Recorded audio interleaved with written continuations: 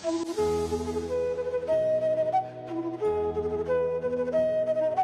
19, The Crown of Humility, Learning English Through Krishna Philosophy.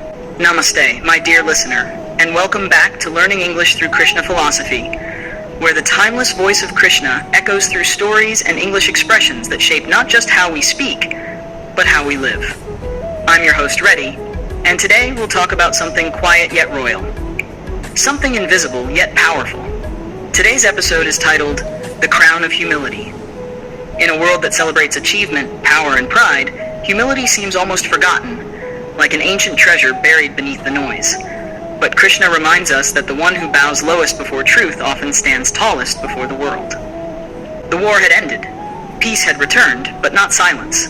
Arjuna walked by the riverbank, his reflection rippling in the water, proud, accomplished, victorious.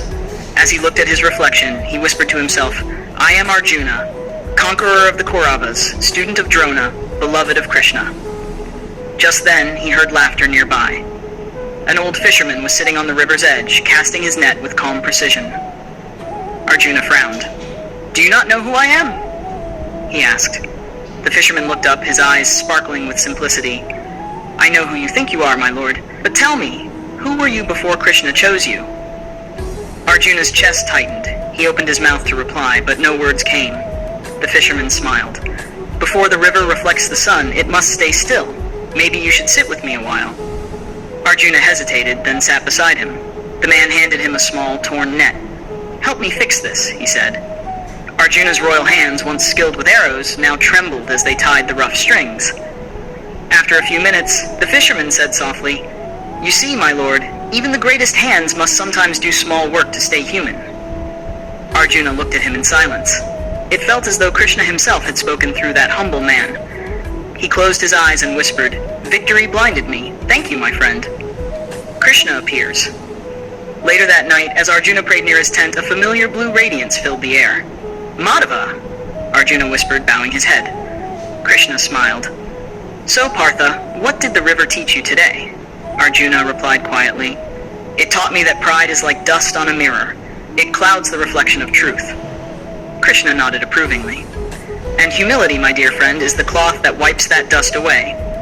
Then he added with a gentle laugh, "You wore many crowns in battle, Arjuna, but the only one worth keeping is the crown of humility." Take a deep breath, dear listener. Think for a moment. When was the last time pride whispered in your ear? Maybe you won an argument and felt superior, or someone praised you and you felt untouchable. It's natural. We all feel it. But Krishna's wisdom is clear. True greatness doesn't shout, it smiles. True wisdom doesn't boast, it bows. So next time you succeed, instead of saying, "I did it," say softly, "It was grace that guided me." Because humility isn't about thinking less of yourself, it's about thinking of yourself less. Difficult words and meanings. 1. Humility, the quality of being humble or modest. Example, her humility made everyone respect her even more. 2. Pride, a feeling of deep satisfaction or superiority. Example, his pride kept him from asking for help. 3. Radiance, bright, glowing light. Example, the radiance of the sun filled the room. 4. Reflection, the image of something in a mirror or water. Example, she saw her reflection in the river. Grace, divine favor, or elegance of spirit. Example, he faced the challenge with calm grace. Let's see what we learned today. True greatness wears humility as its crown. Pride clouds wisdom, humility clears it. Every achievement is a gift, not just a result. Krishna reminds us, when we bow to truth, life bows back in blessings. As we close today's journey, remember, the tallest trees bend with the wind, and the wisest souls walk softly upon the earth. You've been listening to Learning English Through Krishna Philosophy with your companion, Reddy.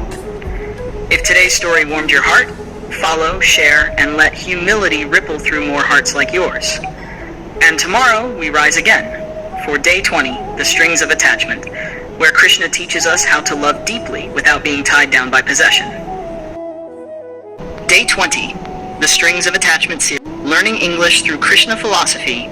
Namaste, my dear listener, and welcome again to Learning English Through Krishna Philosophy, where every sunrise brings a story, and every story brings a light for your heart and words for your mind.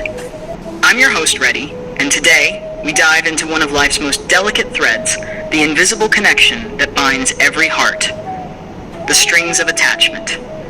Attachment, the thread that makes love feel warm, but also the rope that can tie us down when we hold too tight.